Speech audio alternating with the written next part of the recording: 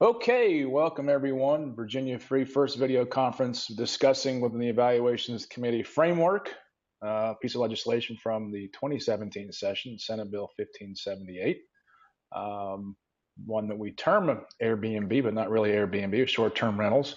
On the line with us is Edward Mullen with ReedSmith, and just going to let you take it over from here, Edward, but just from a disclosure standpoint, ReedSmith is a member of Virginia Free. Airbnb is not. Just an FYI there. Edward, go right ahead. Okay, very good.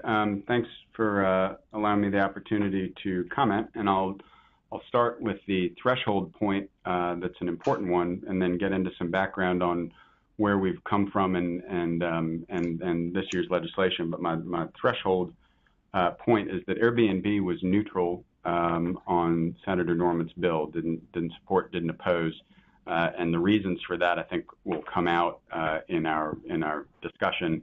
But I want to make that threshold point up front. I represented it multiple times before committee and to Senator Norman, so I want to be very clear on that point at the outset that this was not an opposition bill. We offered a series of amendments throughout the process that were not taken up.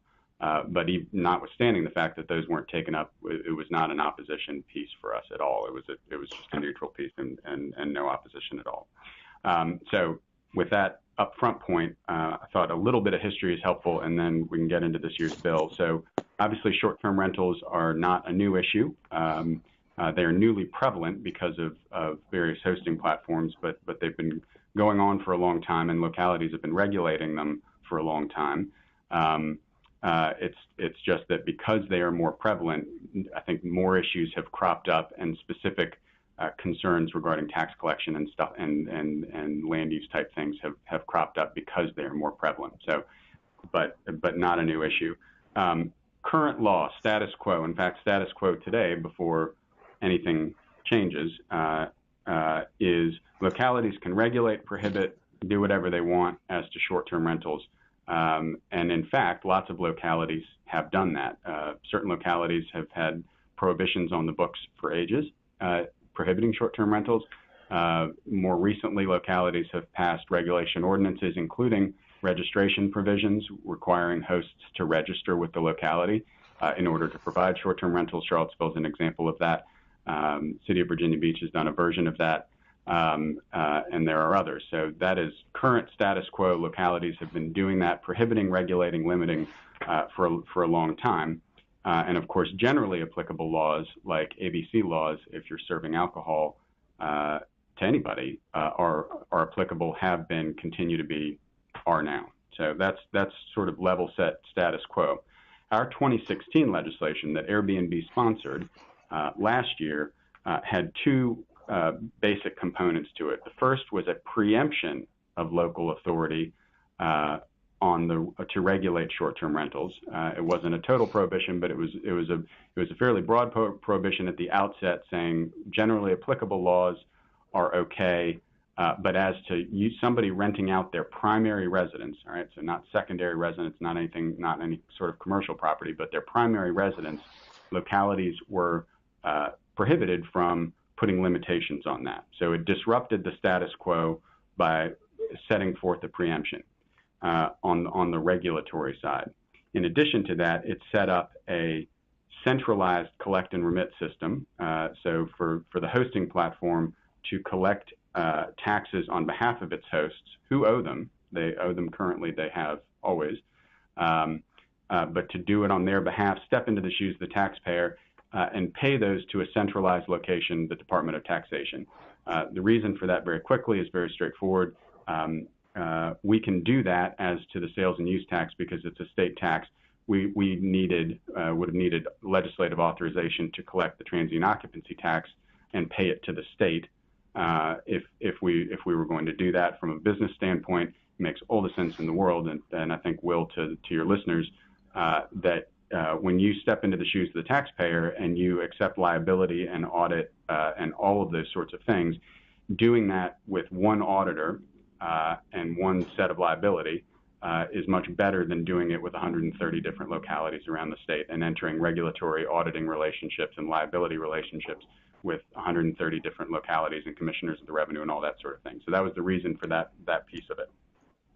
At the end of the 2016 session, so that legislation passed the House 72 to something 28, passed the Senate 20 to 19, got caught up, which we won't recap, but got caught up.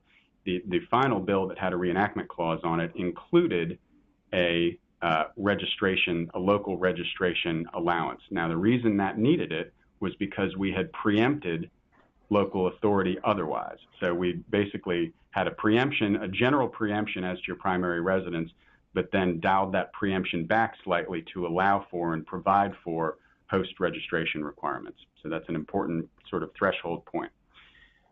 Over the last summer, the stakeholder process bandied about a whole bunch of ideas on the regulatory side, including a tiered system where you have effectively a number of days in the year that you just by right were able to rent your house out. So 30 days in a year, 21 days in a year, you could just do it. You didn't have to do anything, and localities couldn't prohibit you from doing that. And then there was a second tier for primary residences where you could do more than 21 or 30 if you did X, Y, and Z. And then there was sort of another rule for commercial properties. And then we also bandied about the centralized collect and remit system. In the end, we were not able to get stakeholder agreement on those points. We got pretty far down the road, candidly, but we were not able to get stakeholder agreement. And as a result, Airbnb didn't put a bill in for the 2017 session, perhaps to some surprise from others, but we did not. We didn't see any utility in it. Airbnb's business is going okay, all that sort of thing. So on the last day of bill drop, Senator Norment put in legislation and Senator Stanley put in legislation, and then there was a budget provision. I won't go into any detail on the budget provision or the Stanley bill, but I will just say that they would have altered the status quo. They would have altered the status quo, and I'll leave it at that because that's not the topic of discussion. The Norment bill, I would say by contrast, does not alter the status quo. With one small exception that I'll say. So what the Norment bill does, it's 10 or so pages. The first 9 pages deal with ABC. And what it effectively does is says if you're going to serve alcohol in your short-term rental, you need to get a particular type of license. There's not a doubt in my mind at all that if you were serving alcohol currently for sale, that you need to get a license for it. Now, it may be that this is helpful because it clarifies what type of license you need to get. But I guess I would say that those first 9 pages are clarifying, but they are clarifying of existing law, which is you can't sell alcohol without a license. The second thing that it does, which is pages 9 and 10, is it sets forth parameters around within which localities can set up registries for hosts. So it's a host registry as opposed to a Airbnb hosting platform registry. It's saying localities are authorized to require hosts to register, and if so, here's the parameters you put around it. It puts an exemption in there for people represented by licensed realtors. So that is the one disruption from the status quo, is it provides an exemption for people represented by licensed realtors. Other than that, as sort of going back to the beginning, while we had a registration provision in our last year's bill, it was only because we had a general preemption, right? Right now, localities across the state have registration provisions, and in fact, some have total prohibition. So there's no limit to the current regulatory framework for short-term, or there's no limit to localities' right to regulate under the status quo. So that provision that Senator Norman's bill puts in is just restating, yes, localities, you're allowed to have registration provisions. I would never have argued that they couldn't under existing law, and in fact, I don't think that that any of the local ordinances that have already been enacted around the state are ultra vires. They're outside the law. I think they're well supported by the law, even before Senator Norman's bill. So we offered, and this is probably an important point for your committee, we offered throughout the process a series of amendments that we thought would actually be beneficial. It'd be beneficial, obviously, for short-term rental hosts, but then also sort of tools to help localities, including pass-through registration, where the hosting platform would actually register people instead of the locality having to chase after them, and a series of things like that, and including a state-level collect and remit system. And no fault to Senator Norman at all. He wasn't up for getting into that, and so he wanted his bill as it was. And when those amendments were not accepted, we just stood down and took no position, because again, but for the realtor exemption, I don't see any change from the existing law. So that's the sum total. I think I'm happy to answer any questions. I guess from my perspective, from as a member of Virginia Free that looks at sort of pro-business, deregulatory type things, there's nothing negative in here because I don't think the existing. Well, I mean, our bill last year, 2016, was a preemption. It was sort of a pro-business preemption, and I think probably, I don't remember if it was scored by you as such, but I think it was scored as such by other business groups, because there was actually limiting regulation.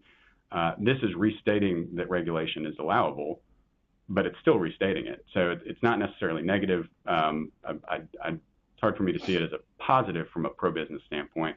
It's just sort of a restatement. So, Chris, happy to answer any questions. So I mean, I'll just in the interest of time for yourself, I think you've done a very good job explaining what the bill did do and frankly didn't do. And in your estimation, it doesn't really do much. There's no really, in your estimation, doesn't really have a pro-business or an anti-business position. It's just a bill that went through the process, and at the end of the day, there was a little bit change for the realtors. Is that about right? Yeah, that's right. It didn't have any broad preemption of local regulation. It didn't have any, and it wasn't intended to by Senator Norman. He obviously wasn't looking for that. It didn't have a collect and remit system, so the tax issue is not addressed. So we're limited currently to existing law, which is we could collect and remit the sales and use tax. We cannot collect and remit the transient occupancy tax unless we do it locality by locality. So that status quo remains, and everything else is, yeah, that's exactly right. It's just status quo. Okay. And what we did last year was we did score the Airbnb bill. We did think the disruption economy should be welcome to the Commonwealth. But as we've stated in our committee, and as I told you over the phone prior to this, welcome to Virginia. Wipe your feet. Let's get it done the right way. So in your estimation, yeah, you didn't take a position on the bill, but you also want to make sure that we, in this age of disruption, that we get it right, and that there's no real tangible pro-business aspect. No, there's no real tangible pro-business aspect. From my view, there's no tangible pro-business aspect. There's no anti-business. It's just not. It's just nothing. It's a restatement. And I can understand why people supported it, particularly in light of the bill last year. So the people who opposed the bill last year so violently, local governments and people in the hospitality industry, opposed the bill last year. Probably the invitation this year to do something on short-term rentals was very attractive, and so I it's not to say that many in the community didn't support it, including some in the business community, but that doesn't translate necessarily to this is a really good pro-business bill. It's not, at least in their view, for either because they're localities and they want to continue to have total power to regulate zoning stuff, or because they're in competitor industries. It's much better than what from their view we had put forward the previous year. Okay, so this is sort of the Hertz bill, not exactly. The what? The Hertz rentals, not exactly. Right. Yeah. Trying to put a cultural frame on this thing for people to walk away from and just go, oh, okay. Well, anything else you want to add? Anything else you want to add? No, I think. Again, I will reiterate, and you'll be tired of me saying it. We didn't have a position on the bill. I told Senator Norman that many times and testified that as such. So no opposition to the substance of it, but just for your scoring purposes, wanted to be clear on what it did and did not do. I appreciate it. Thanks, Edward, for joining us, and everyone will be in touch on the next level. Thank you. Have a great day. Thank you. Bye-bye. Yeah, bye-bye.